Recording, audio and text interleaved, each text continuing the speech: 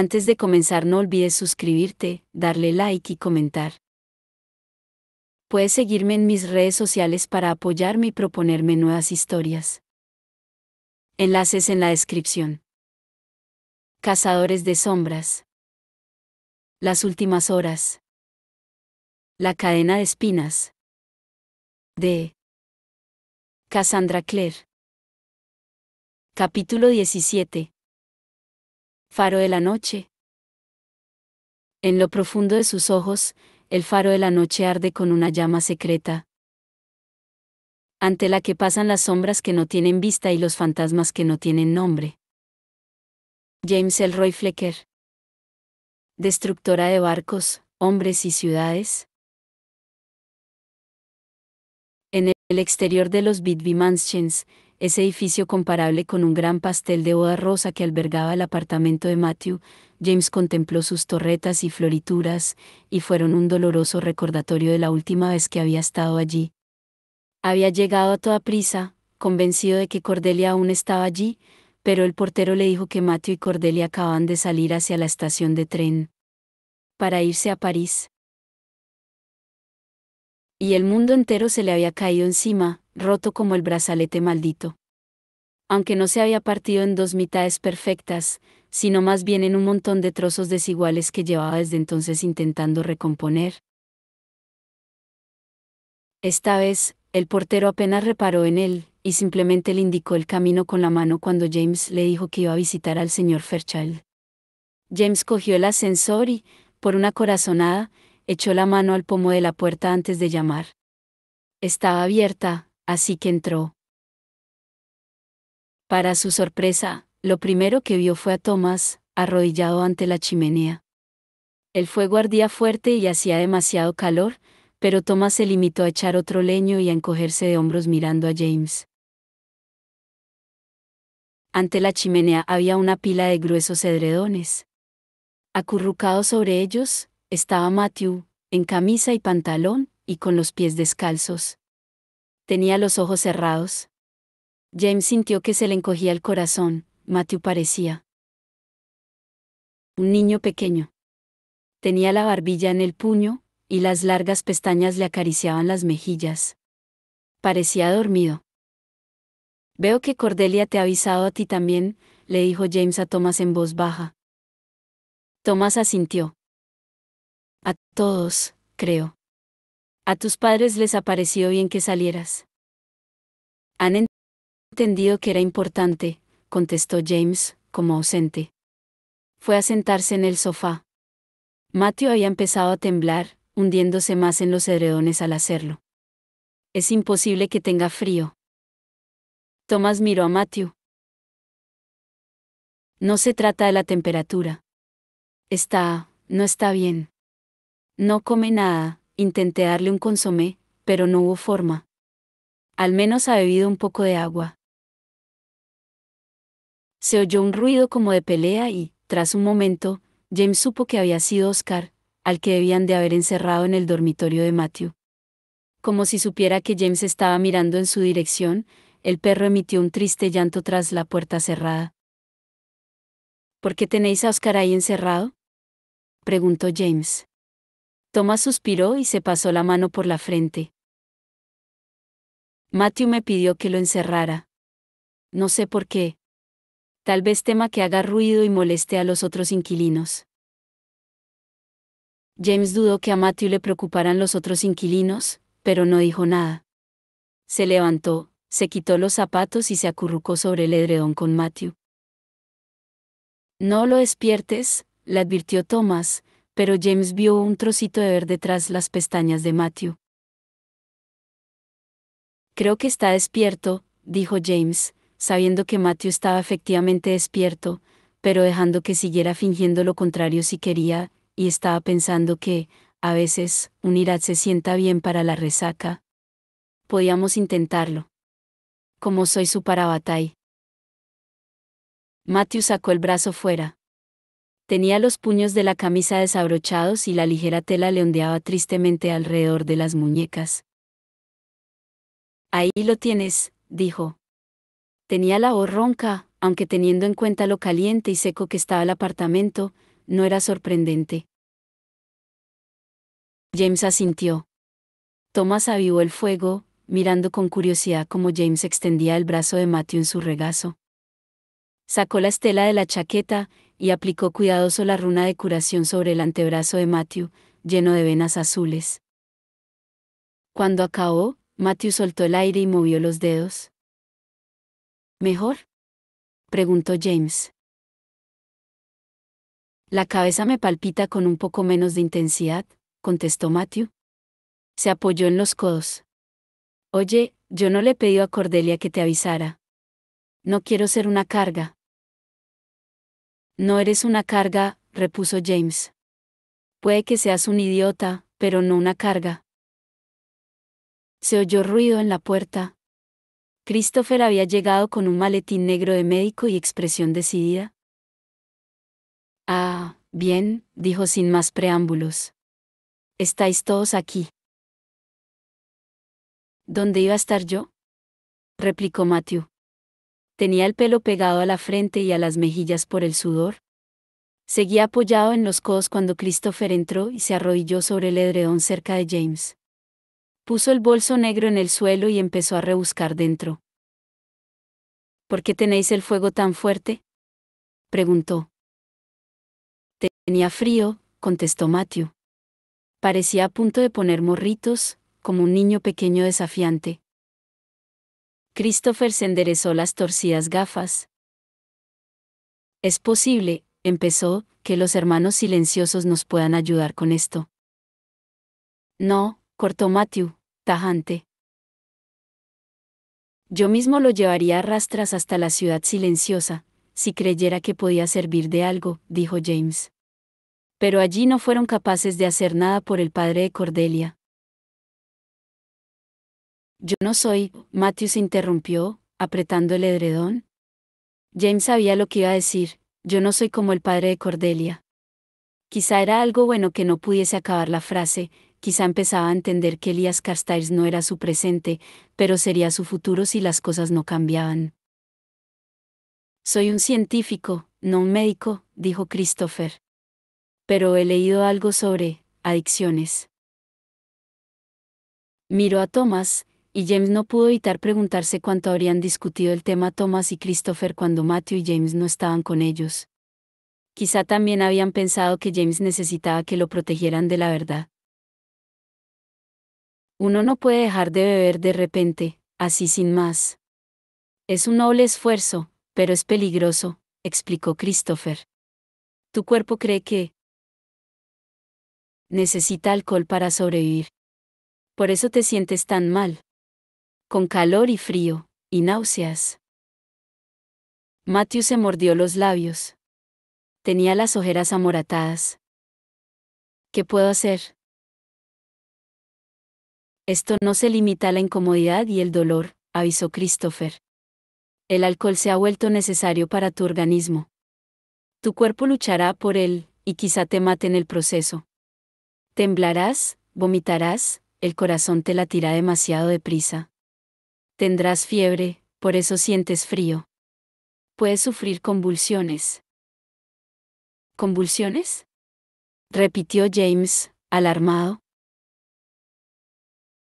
Sí, e incluso un fallo cardíaco, y por eso no debe estar solo. Christopher parpadeó como un búho.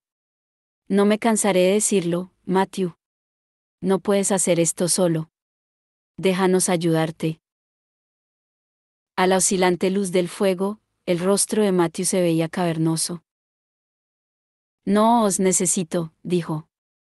Me metí en esto yo solo. Tengo que poder salir solo. James se puso en pie. Quería gritarle, quería sacudir a Matthew y decirle que no estaba haciéndose daño solo a sí mismo, sino a todos ellos, que poniéndose en peligro, también lo ponía en peligro a él. Voy a dejar salir a Oscar, dijo. No, respondió Matthew, frotándose los ojos. Estaba lloriqueando, no entiende qué pasa. Quiere ayudarte, replicó James, dirigiéndose a la puerta del dormitorio. En cuanto la abrió, Oscar cruzó la habitación, disparado en dirección a Matthew. Durante un momento, James se temió que intentara saltar sobre su dueño y lamerle la cara, pero el animal se limitó a sentarse al lado de Matthew y a resollar en bajo. ¿Ves?, señaló James. Ya se siente mejor. Me va a quitar todas las mantas, se quejó Matthew, pero extendió la mano para rascar a Oscar detrás de las orejas. Te quiere, dijo James, y Matthew lo miró. La oscuridad de sus ojos resaltaba en la cetrina palidez de su cara. Los animales son inocentes. Que confíen en ti es un honor. Será desdichado si no le dejas estar junto a ti y ayudarte. No le estás ahorrando una carga al mantenerlo apartado. Solo le estás rompiendo el corazón. Matthew contempló a James durante largo rato antes de volverse hacia Christopher. De acuerdo, Kit, dijo en tono vencido. Dime qué tengo que hacer. Kit abrió su maletín. ¿Cuándo fue la última vez que bebiste, Matthew? Esta mañana, contestó. Solo un poco de brandy. ¿Dónde está tu petaca? He perdido la de plata, respondió Matthew. Puede que la dejara en París. En esta tengo agua.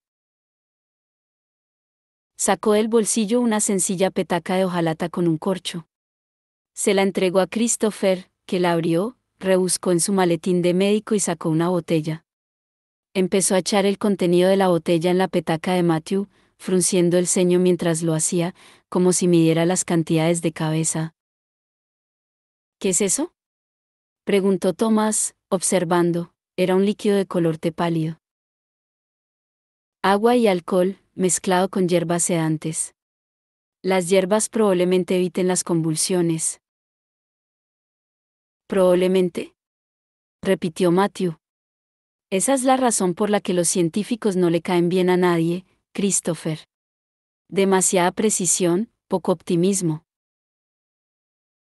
A todo el mundo le caen bien los científicos, corrigió Christopher con total seguridad, y le pasó a Matthew la petaca de hojalata, ya llena. Bebe. Precavido, Matthew cogió la petaca y se la llevó a los labios. Tragó, tosió e hizo una mueca. Asqueroso, proclamó, como una mezcla de licor y sopa. Así está bien, replicó Christopher. No tiene que ser agradable. Considéralo una medicina. ¿Y cómo funciona?, preguntó James. ¿Bebe esta porquería siempre que le apetezca?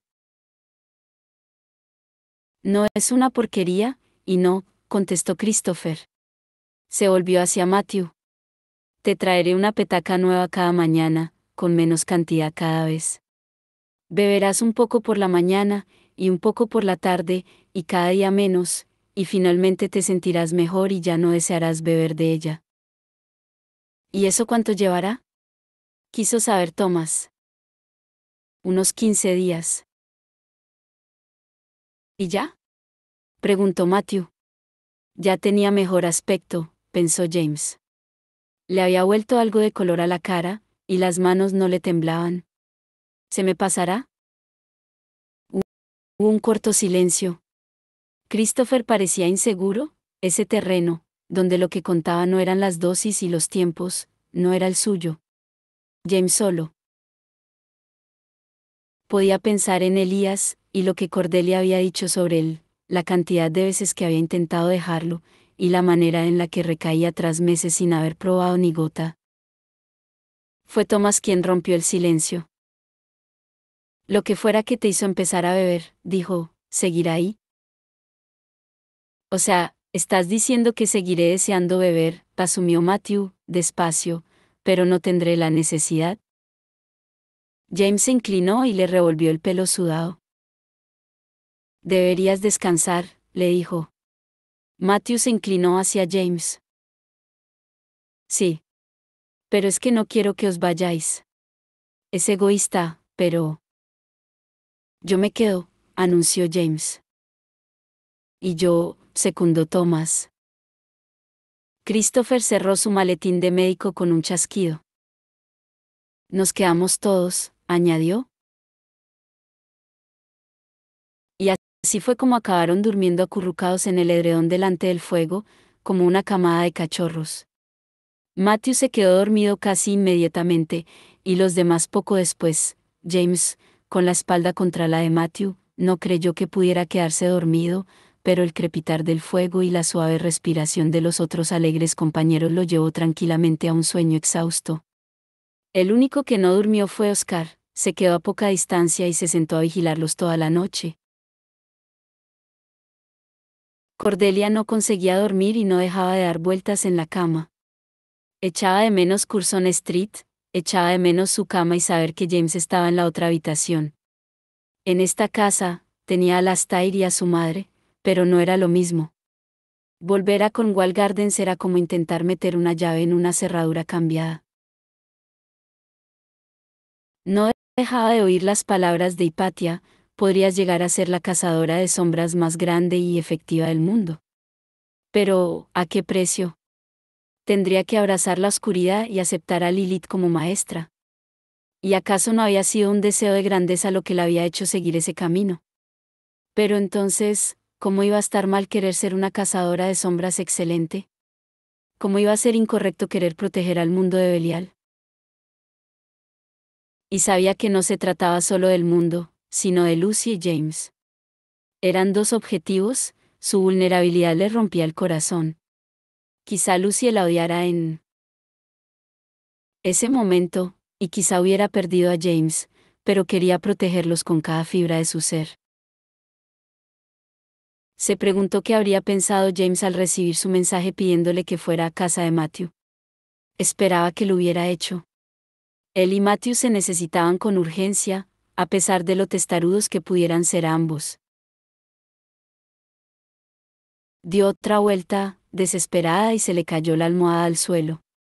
Tenía el pelo enredado y le dolían los ojos de cansancio. Hypatia le había recomendado que luchara al servicio de Lilith, pero no pensaba hacerlo. Aún así, le volvió el recuerdo del demonio Gamijin en Chiswick. Estaba segura de que si hubiera podido seguir interrogándolo, habría conseguido saber algo más de los planes de Belial. Se incorporó hasta quedarse sentada, intentando ver en la oscuridad. Seguramente interrogar a un demonio era algo que podía hacer sin armas. Y mientras fuera la paladina de Lilith podía aprovecharse del miedo que inspiraba a los demonios. ¿Sería una forma de sacar algo bueno de su horrible alianza con Lilith? Una manera de ayudar a Lucy, James, y los demás. Buscas un lugar, y mejor si tiene una historia oscura, un lugar de muerte y horror, marcado por la tragedia, le había dicho Hypatia. Y Cordelia conocía un lugar así. Thomas se despertó de madrugada, por culpa de Oscar. Los otros seguían dormidos, desperdigados sobre la alfombra ante la chimenea, que se había apagado. A través de la ventana entraban tenues rayos de luz del amanecer, e iluminaban la curva del hombro de James, el reflejo de las gafas de Christopher y el brillante pelo de Matthew. Oscar no dejaba de hacer ruido yendo y viniendo entre la puerta y Matthew, con las uñas repiqueteando sobre el suelo de madera. Thomas se inclinó sobre Matthew, estaba profundamente dormido, pero respiraba con regularidad y tenía la mano en la cintura de James. Si no hubiera estado tan exhausto, seguro que Oscar lo habría despertado, algo que no parecía buena idea. Dejando a Matthew descansar, Thomas se puso en pie. Miró a Oscar, que le devolvió la mirada con sus grandes ojos marrones, y musitó un «¿por qué yo?», antes de ir a por su abrigo. Oscar se dejó poner la correa encantado, y se dirigieron a la calle, pasando por delante del puesto vacío del portero. Fuera, Thomas se afanó en mirar a lo lejos mientras Oscar hacía sus necesidades bajo un platanero. El amanecer empezaba a iluminar el cielo. Era de un rosa polvoriento, con franjas de un rojo más oscuro que atravesaban longitudinalmente las nubes más bajas. Mary Leone no había empezado a despertarse, ni siquiera se oía el sonido lejano de la traqueteante carreta del lechero por las calles, rompiendo el silencio. En ese rojizo amanecer, el edificio de los Bidby Mansions parecía aún más rosa. Por una de sus esquinas, Thomas vio una sombra oscura acechando. ¿Alastair? Llamó Thomas, y la sombra oscura se sobresaltó y se volvió hacia él. Alastair estaba apoyado contra el edificio como si se hubiera quedado dormido, se frotó los ojos, miró a Thomas y a Oscar, y farfulló algo. Alastair, insistió Thomas acercándose a él, con Oscar trotando alegremente a su lado. ¿Qué diantres estás haciendo? Creo que no le gustó a ese perro, dijo Alastair, mirando a Oscar con desconfianza. Eso realmente no responde a mi pregunta, ¿no? Alastair dejó escapar un suspiro. Llevaba su paleto azul marino y una bufanda gris. El denso pelo negro le llegaba hasta el cuello, y sus ojos oscuros se veían cansados, con los párpados algo caídos, lo cual le daba un aspecto bastante seductor, aunque Thomas sabía perfectamente que era solo cansancio. Está bien, contestó. Cordelia me dijo lo que había pasado. Y lo creas o no, estaba preocupado. ¿Por Matthew? Oscar aulló al oír el nombre de su amo. No sé si creérmelo.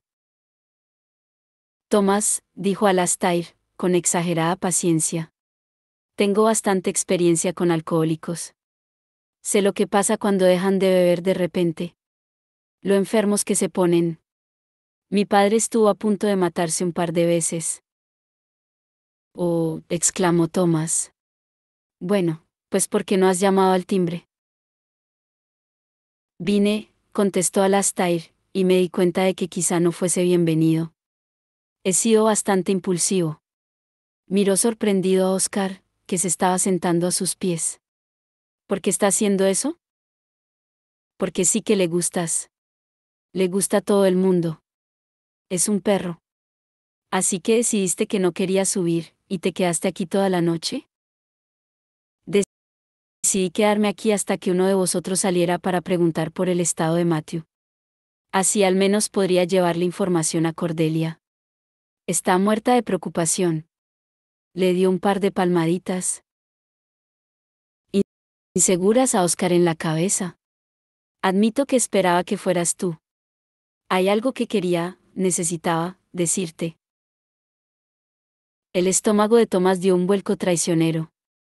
Miró alrededor y luego se recordó a sí mismo que ambos llevaban sus glamers. Ningún mundano podía verlos, y las patrullas de cazadores de sombras acababan con la salida del sol. Dio un paso en dirección a Alastair, y luego otro, hasta que él, Oscar, y Alastair se quedaron pegados bajo el arco de un falso portalón. Bueno, dijo Thomas. ¿Qué es?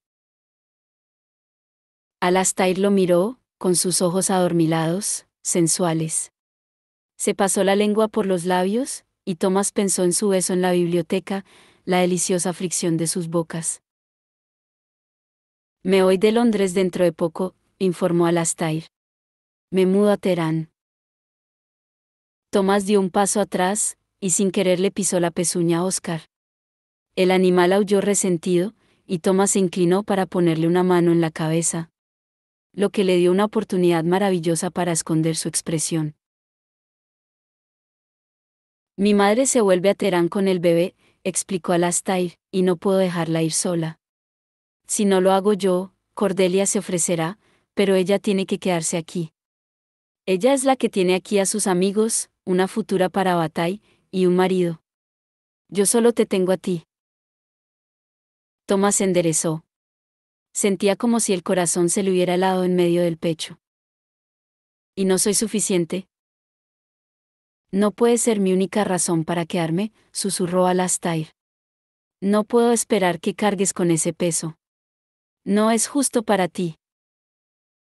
Me gustaría, replicó Thomas, sorprendido por la frialdad de su propia voz, que dejaras de decirme que es lo mejor para mí. ¿No dejas de decirme todas las razones por las que amarte no es bueno para mí? El pecho de Alastair se movía deprisa. ¿Yo no he hablado de amor? Bueno, pues yo sí, dijo Thomas.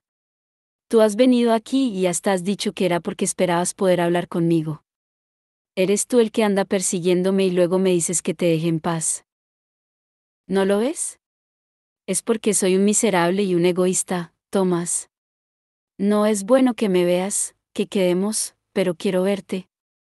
Quiero verte a todas horas, maldita sea, y por eso me paso la noche aquí, delante de este horrible edificio rosa, esperando verte, y ahora que te he visto, me vienen a la cabeza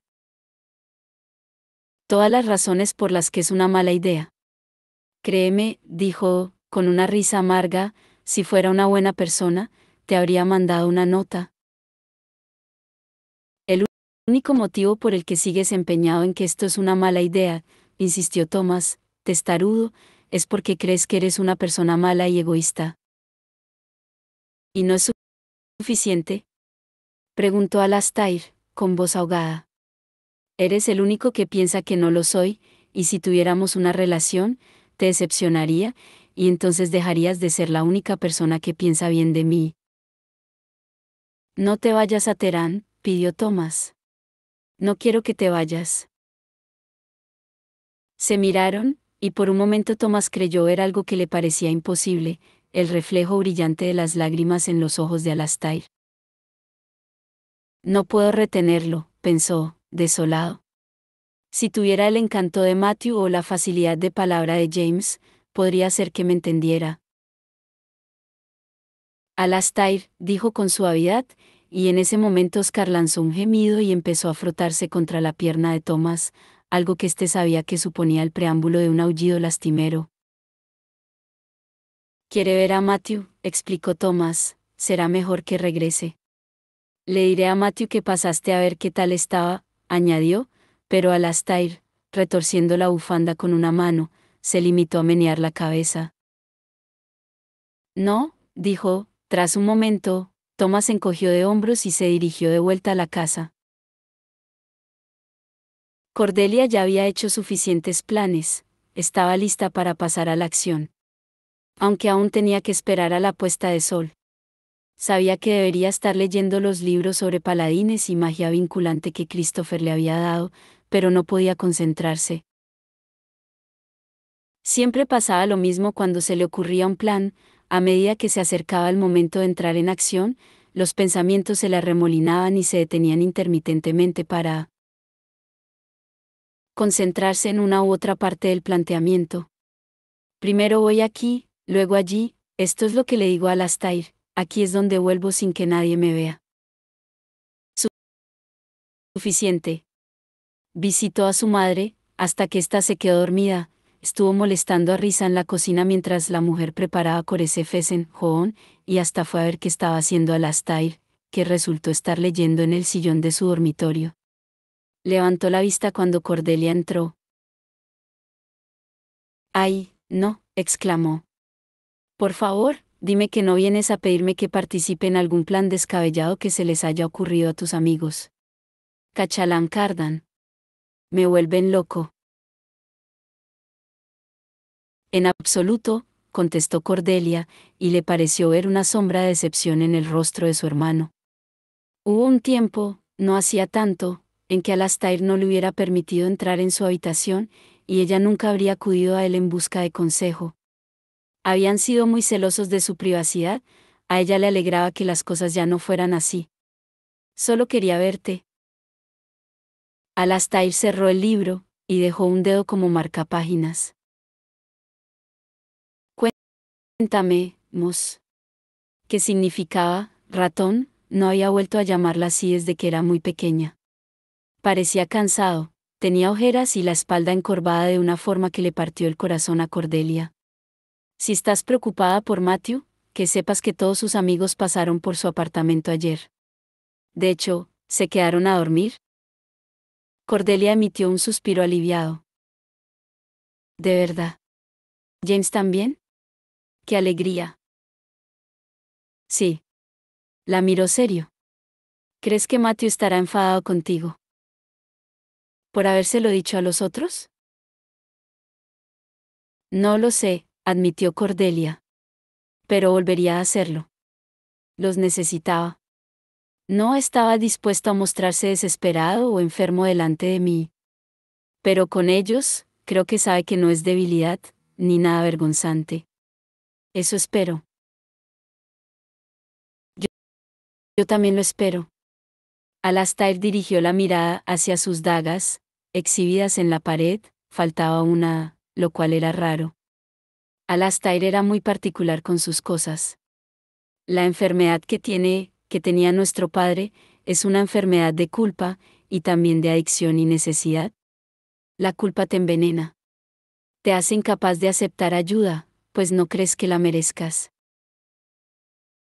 Creo que eso funciona así con más cosas, reflexionó Cordelia, con voz suave.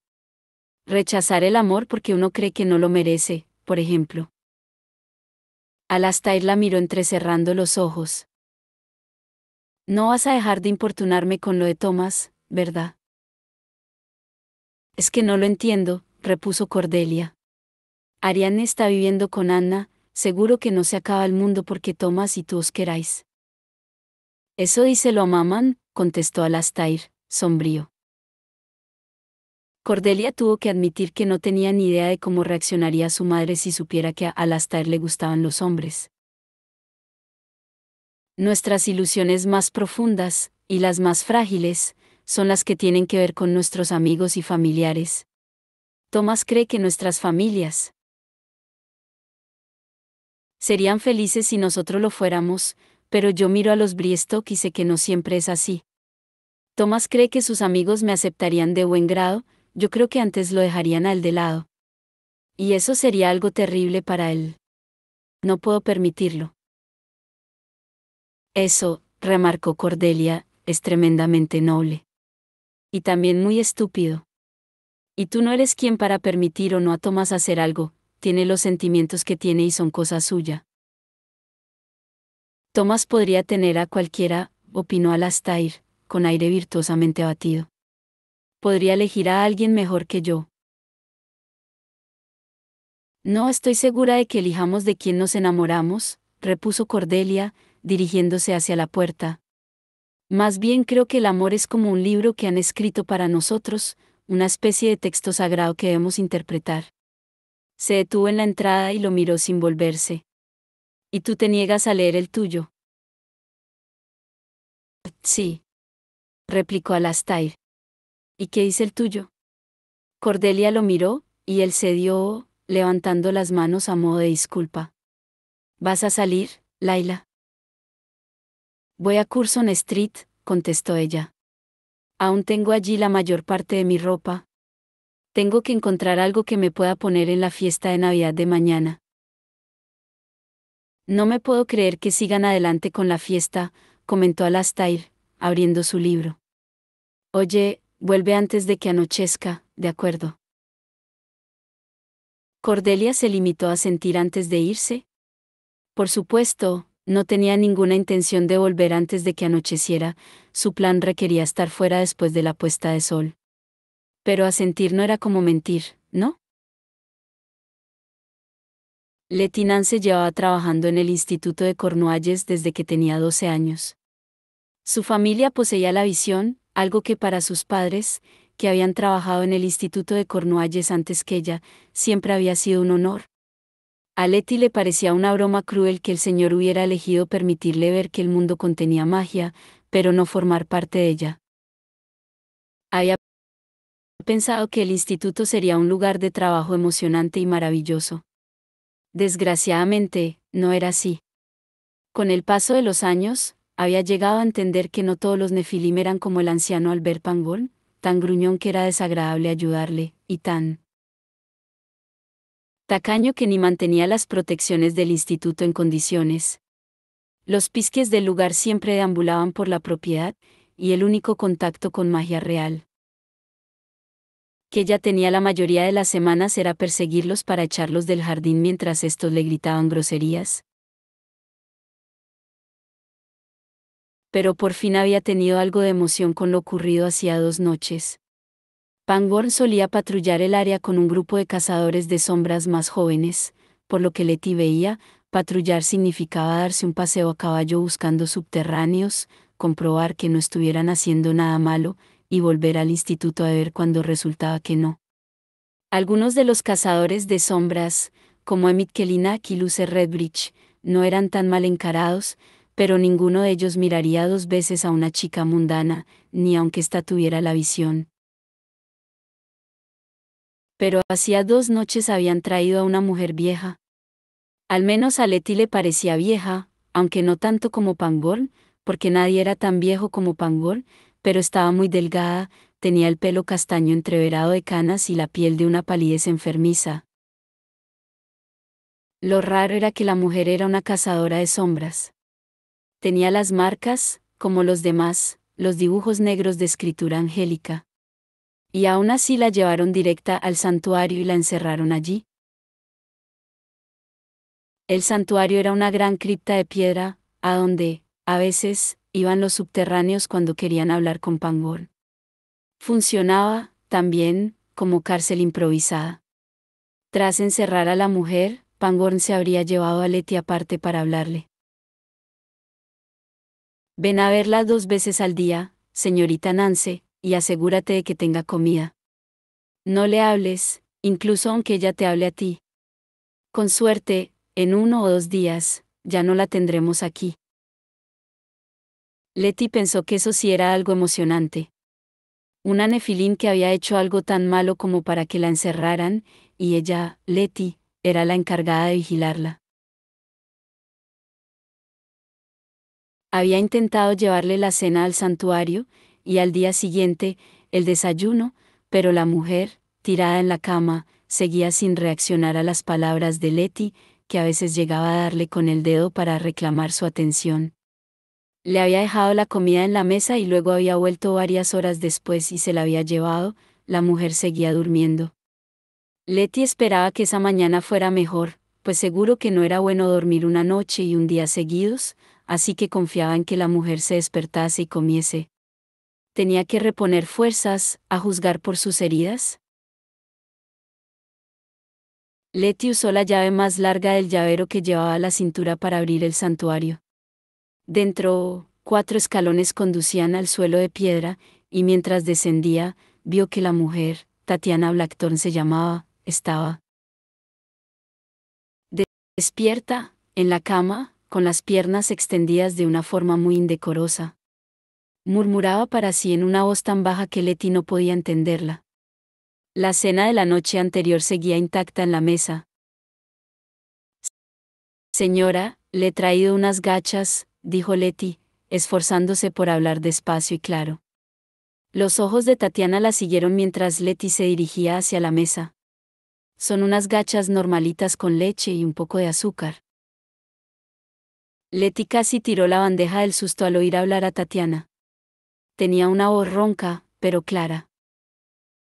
Me traicionaron. ¿Mi maestro me ha abandonado? Letty se quedó parada. Me prometió todo. La voz ronca se convirtió en un llanto bajo. Poder y venganza.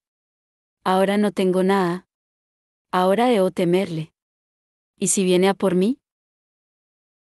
No sabría qué decirle, contestó Letty, amable, mientras dejaba la bandeja del desayuno, pero por lo que sé, el santuario es el lugar más seguro de por aquí. Por eso lo llaman así. Cuando la mujer volvió a hablar había una especie de astucia en su tono. Deseo ver a mis hijos. ¿Por qué no puedo ver a mis hijos? Letty parpadeó. La mujer no parecía a alguien con hijos. No era como Letty imaginaba una madre. Pero sin duda, estaba un poco mal de la cabeza. Quizá, en algún momento, hubiera sido una mujer distinta. Eso tiene que preguntárselo al señor Pangborn, dijo. Oh, sé que va a venir pronto un hermano silencioso. Quizá uno de ellos pueda ayudarla a ver a sus hijos. A través de los barrotes, pensó, pero no tenía sentido decirlo. Sí. La mujer le sonrió y fue una sonrisa peculiar e inquietante que parecía estirarle la mitad de la cara. Un hermano silencioso. Me encantará verlo cuando llegue. Cordelia no estaba precisamente deseando ir a Curzon Street. Se había imaginado algo sombrío y fantasmal, una sombra del lugar que había sido, con sábanas cubriendo los muebles. Pero se equivocaba. Se sintió como si entrara en la misma casa que había dejado. Las luces estaban encendidas, seguramente Fie se había encargado de ello, y estaba todo impecable. Mientras iba de una habitación a otra, vio que había flores frescas puestas en jarrones de cristal. El tablero de ajedrez seguía sobre la mesa del estudio, como esperando a que alguien jugara. Aunque Cordelia no fue capaz de mirar la habitación durante mucho tiempo. En la chimenea ardía un fuego débil. Quizá aquello fuera peor que los muebles cubiertos con sábanas, pensó mientras pasaba al comedor. Las miniaturas persas colgaban de las paredes, una mostraba una escena de Laila y Majnun, con Laila en la entrada de una tienda de campaña, mirando hacia afuera.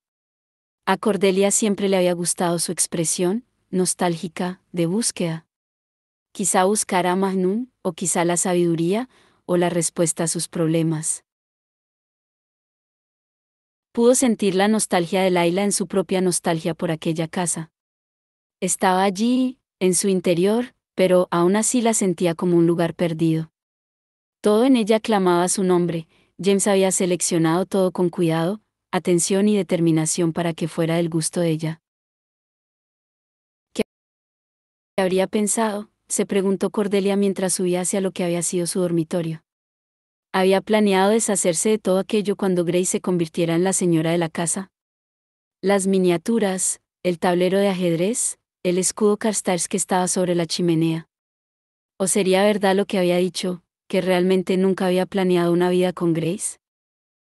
Pero era peligroso seguir pensando en ello.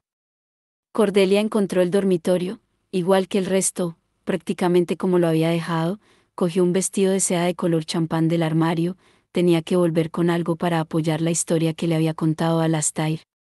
Se dirigía al piso de abajo cuando se dio cuenta de que transportar un pesado y aparatoso vestido no iba a ayudarle en su siguiente cometido. Tendría que dejarlo allí, en la mesa cercana a la puerta, y volver a por él cuando hubiera acabado. El frío del exterior parecía peor comparado con la calidez del interior de la casa.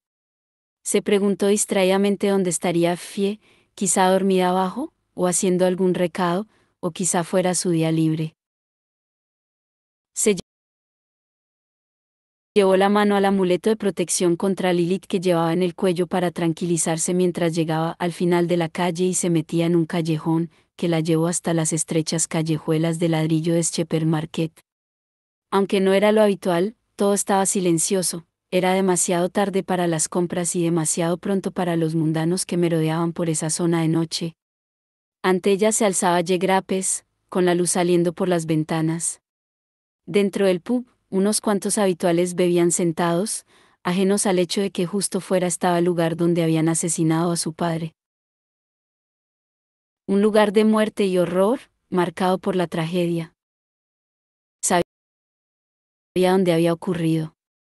James se lo había dicho, lo había visto todo. Se metió por una calle estrecha al lado del pub. Estaba oscuro, no había farolas que atravesaran la noche. Solo una luna de color lechoso, amoratada por nubes deshilachadas, que empezaba a alzarse sobre los edificios. Casi había esperado ver el fantasma de su padre, pero eso no era raro. De vez en cuando se imaginaba a sí misma encontrándose con él, sonriéndole, diciéndole, Baba Joón, como hacía cuando era pequeña. Y pensar que había muerto allí, en aquel lugar oscuro que apestaba a miseria humana. Se enderezó. Entrecerró los ojos. Pensó en Rostam, que había acabado con Divesepit, el demonio blanco. Tras tomar aire, habló alto, su voz resonó en las paredes de piedra. Te invoco a profundus inferni. Demon, esto subjecto voluntati meae. Lo dijo otra vez, y luego otra, invocando al infierno más profundo, hasta que las palabras empezaron a liarse unas con otras y perder su significado. Se dio cuenta del extraño silencio que parecía amortiguarlo todo, como si lo hubieran metido en una campana de cristal y no pudiera oír los sonidos habituales de la ciudad, el traqueteo de las ruedas de los carruajes, las pisadas en la nieve, las campanillas de las riendas de los caballos. Y entonces, rompiendo el silencio, llegó el siseo.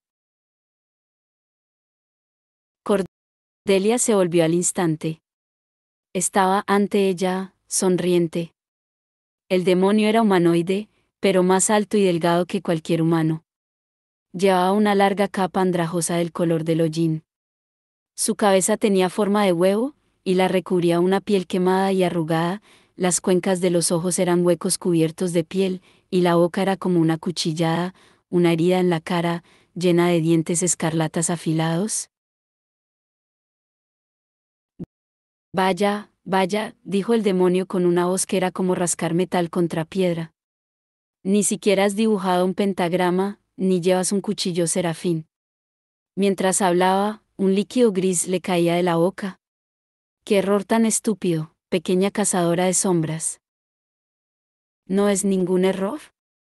Cordelia habló en un tono altivo. No soy una cazadora de sombras cualquiera. Soy la paladina de Lilith, madre de los demonios, esposa de Samael. Si me pones una mano encima, ella hará que lo lamentes. El demonio escupió, un esputo de algo gris. La peste en el callejón era nauseabunda. Mientes. Sabes que no, dijo Cordelia. ¿Seguro que puedes sentirla a mi alrededor? La boca del demonio se abrió, y una lengua de un gris púrpura como el hígado de un becerro salió entre los rojos dientes. La lengua lamió el aire, como probándolo. Cordelia permaneció quieta, no había pensado en lo asqueroso que sería. Su urgencia por poner las manos en una espada, por matar a la cosa que tenía ante sí, era primigenia, la llevaba inscrita en la sangre. Sintió que las manos se le crispaban en puños. Eres un paladín, admitió el demonio. De acuerdo, paladín, porque me has traído desde el infierno. ¿Que sea la madre de los demonios? Busca información sobre las andanzas del príncipe del infierno Belial. Respondió Cordelia, lo cual no dejaba de ser cierto. Sería un estúpido si traicionase a Belial, contestó el demonio. Cordelia no estaba segura de haber oído nunca a un demonio sonar dubitativo. Serías un estúpido si enfadases a Lilith, replicó. Se cruzó de brazos y miró altiva al demonio. Eso era todo lo que podía hacer, claro, no tenía ni una aguja de calceta con la que enfrentarse a la criatura, si las cosas se ponían feas. Pero el demonio no lo sabía. Y Belial no sabe que te estoy preguntando esto. Lilith, sí. Tras un momento, el demonio habló. Tu señora está furiosa con Belial porque él ocupa el reino de Edom. Allí es donde Lilith debe reposar, y encontrar un lugar de descanso, dijo con voz ampulosa. Era irritante oír a un demonio citar un texto sagrado. Pero Edom no es la meta de Belial. Sigue moviéndose, siempre está en movimiento. Está reuniendo un ejército. Se despiertan, dijo Cordelia, y el demonio siseó a través de los dientes escarlatas. Así que lo sabes, contestó el demonio. Belial los ha encontrado. Recipientes vacíos. Los ha rellenado con su poder. Se despiertan, se levantan y cumplirán su cometido. Y será el fin de los Nefilim. Cordelia sintió un escalofrío en la espalda. ¿Recipientes vacíos? ¿A qué te refieres? Los muertos, respondió el demonio, en un tono divertido, que no están muertos. No diré nada más. ¿Vas a responder a? Cordelia se interrumpió. Sacó la piedra de luz mágica del bolsillo y la alzó, la luz se derramó a través de sus dedos. Con su brillo, iluminó unas sombras que se escabullían. Pequeños demonios, unos 12, del tamaño de un gato. Tenían cuerpos recubiertos de materia dura, con salientes mandíbulas angulosas. Se sostenían sobre pezuñas afiladas. Uno era solo un incordio, pero un grupo podía descarnar a un humano en menos de un minuto. Demonios paimonites. Bloqueaban la entrada de la calle. Cordelia empezó a lamentar no haber llevado armas. Desde luego, no quería que Lilith se apareciera, pero probablemente era mejor eso que ser desmembrada por los paimonites. El demonio mayor rió. ¿De verdad creías que solo me habías convocado a mí? Ronroneó. Has llamado al infierno, y el infierno ha respondido. Cordelia alzó una mano como para alejar a los paimonites. Alto, ordenó. Soy la paladina de Lilith, madre de los demonios. El demonio mayor habló. Estos son demasiado estúpidos para entenderte, dijo. No cualquier demonio juega el gran juego, ya sabes.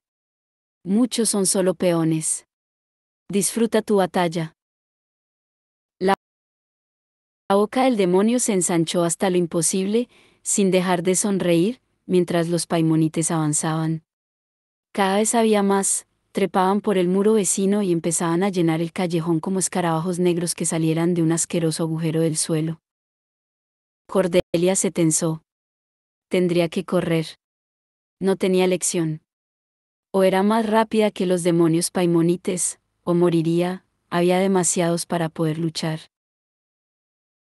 Un paimonite se salió del grupo y se abalanzó sobre ella. Lo esquivó y lo despachó con una fuerte patada.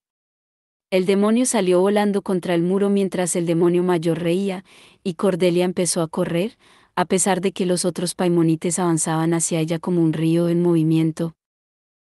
Sonó un disparo, tremendamente fuerte. Un paimonite explotó, esparciendo icor negro y verde. Un segundo disparo, y entonces Cordelia vio cómo su impacto arrojaba hacia atrás a uno de los demonios más pequeños, que se estrelló contra la ventana del Yegrapes y se desintegró. Los otros empezaron a entrar en pánico. Otro tiro, y otro, aplastando a los paimonites como bichos pisoteados. Comenzaron a desperdigarse, gorjeando de terror, y Cordelia alzó su piedra de luz mágica. De las sombras surgió James, un ángel vengador, pistola en mano. Iba sin abrigo, y la pistola casi parecía brillar en el frío, la inscripción del lateral destellaba, Lucas 12:49. Se sabía el versículo de memoria. He venido a traer fuego a la tierra, y cómo desearía que ya estuviera ardiendo. James apuntaba con la pistola al demonio mayor, que se movió rápidamente para poner a Cordelia entre él y James. Este miró a Cordelia, comunicándole un silencioso mensaje con los ojos. Cordelia se tiró al suelo. Cayó como había sido entrenada para hacerlo, dejando las piernas sin fuerza y quedándose en plancha sobre pies y manos, preparada para saltar. Vio que el demonio, sorprendido, abría la boca llena de dientes rojos, justo cuando James apretaba el gatillo. La expresión de asombro permaneció mientras una bala le entraba directa a la boca, el demonio estalló y se desvaneció entre cenizas. Silencio. No el silencio que se había producido después de que Cordelia pronunciara el hechizo, otra vez oía los sonidos de la ciudad. En algún sitio a lo lejos había 3 mundanos, ya bastante borrachos, gritando, pendencieros, su intención de cogerse una jodida cogorza en el Yegrapes. Pero James estaba completamente callado. Cuando Cordelia se puso en pie, no se acercó a ayudarla, solo la miraba con ojos ardientes. Tenía la cara blanca y la mandíbula fija en una expresión que Cordelia reconoció como algo muy raro en James, una rabia absoluta e incandescente.